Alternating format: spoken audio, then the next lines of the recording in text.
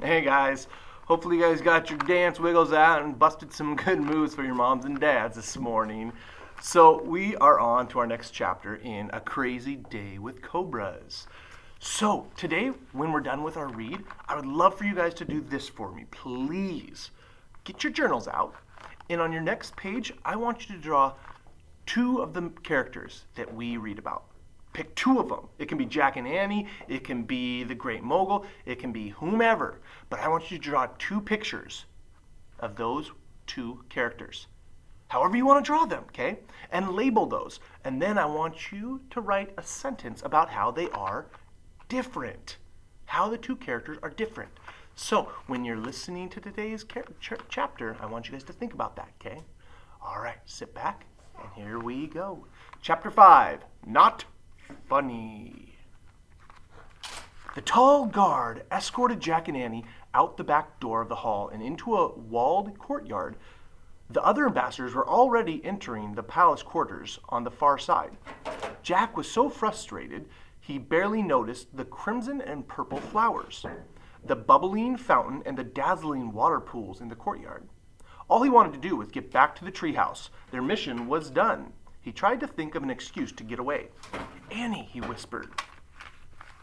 By now, Annie was walking ahead and chatting with the guard. Where do the royal women and children live? She asked. The guard pointed to the palace quarters on the left side of the courtyard. Jack noticed veiled women peeping out from behind the arched windows. Annie waved at them, but the women moved out of sight. The guard escorted Jack and Annie out of the courtyard and through a quiet passageway. The passageway led to a chamber lit with brass lanterns hanging from the walls.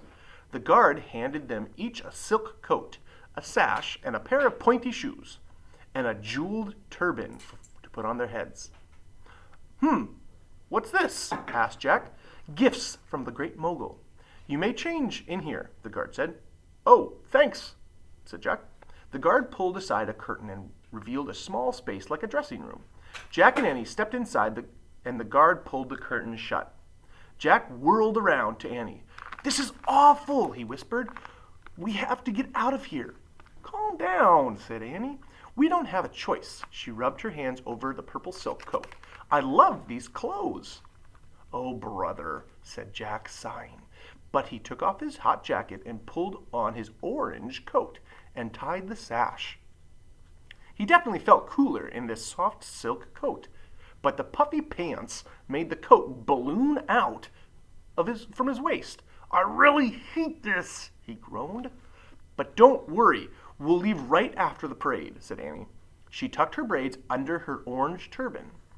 Do I still look like a boy? You look ridiculous, he said. We both look ridiculous. We have to make some excuse so we can leave. Don't you want to see the parade? Asked Annie. Not with a person who wants to put you in jail if you speak to him or bow the wrong way, said Jack. Maybe we won't have to bow again, said Annie.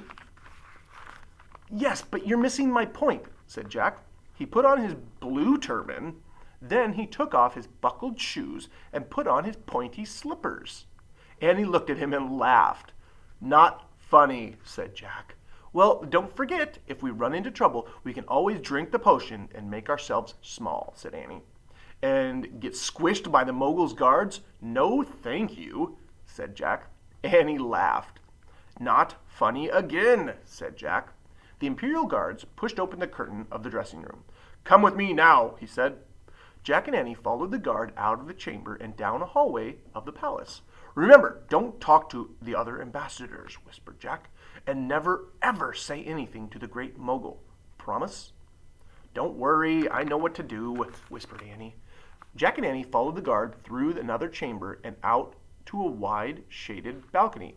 The balcony overlooked a river and a sandy shore. The Great Mogul stood near the railing of the balcony with Imperial guards surrounding him. The ambassadors stood in a row behind him. Jack was relieved to see that they, too, were wearing pointy shoes and silk coats that tucked in. Jack gestured to Annie to stand behind the ambassadors. He hoped none of them would try to talk to him. He was relieved to hear trumpets suddenly blaring and drums booming. All the men stepped forward to watch the parade. Musicians came first. Hundreds of them marched in formation down the flat, sandy shore between the palace and the river. Some blew long golden trumpets. Others beat drums tied around their bodies. Dozens of flag bearers followed the musicians, their red and yellow banners waving in the hot, dry wind.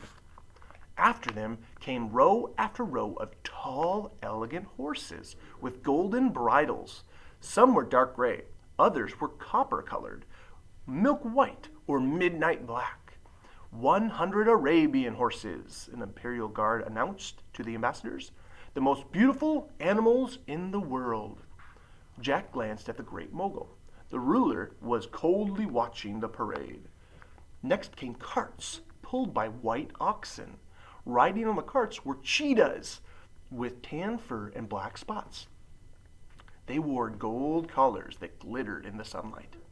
100 cheetahs, announced the guard, the fastest land animal in the world. Then came rows and rows of elephants, kicking up a sea of dust. They looked like a fleet of gray ships floating in the sea. Wow, what a cool parade.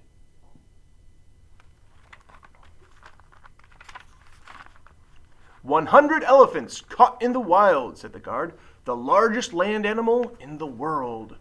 The elephants wore gold chains and silver bells around their necks. The tops of their heads were covered with fancy fringed cloth. On their backs were straw carriages with riders inside. "Oh, wow, elephants," said Annie, her eyes shining. "Shh, we can't talk," whispered Jack. Elephants, oxen, horses all stepped in time to the beat of the drums and the blare of the trumpets. Suddenly, the music was interrupted by wild shrieks and bellows. The Great Mogul, his guards, and the ambassadors all moved to get a better view. Jack and Annie stood on their tiptoes to see what was happening. Jack could see that an elephant had broken out of line and left the parade. Guards were struggling to capture it. The elephant had reared up on its hind legs, and its rider had tumbled from the carriage on its back. The elephant was making a terrible noise, like a screaming trumpet. What's happening? What's making that noise?" said Annie. "It's an elephant," whispered Jack. "Oh no," said Annie. Jack grabbed her by the arm. "Don't say anything. Do not say anything," he whispered. "Think of Penny." "I am. I hate it when animals are hurt, though," said Annie. She pulled away from Jack and slipped through the row of ambassadors. Jack moved after her. "Annie, come back," he whispered. One of the guards saw Annie heading towards the railing where the Great Mogul stood. He stepped in quickly. "Excuse me, sir. I'm worried about the elephant," Annie said in a low voice. "What's wrong with it?" "She tried to escape," the guards said. "They are capturing her right now." "What's going to happen to her?" asked Annie, trying to look around the guard. "She will be punished," said the guard. "What?" said Annie. "Why?" "She has failed to show respect for the Great Mogul," said the guard. "What?" Annie said. "Annie," Jack warned, but Annie didn't seem to hear him. "That's crazy. She's just an animal," she said to the guard. Her voice was fierce. "Annie, quiet, please," said Jack. The Imperial Guards and the other ambassadors were looking at Annie with alarm. Worst of all, the Great Mogul was staring at her too. That's the end of the chapter. All right, guys, so you can pick two characters, or you can pick two of those animals that were described in the chapter. And I want you guys to draw those animals at how you heard them described in our book. Use your imaginations, have fun with it, and then write a couple sentences that are different about those animals or about the characters. All right, guys? So I hope you have a great night, a great day, and I will see you guys all tomorrow. Adios.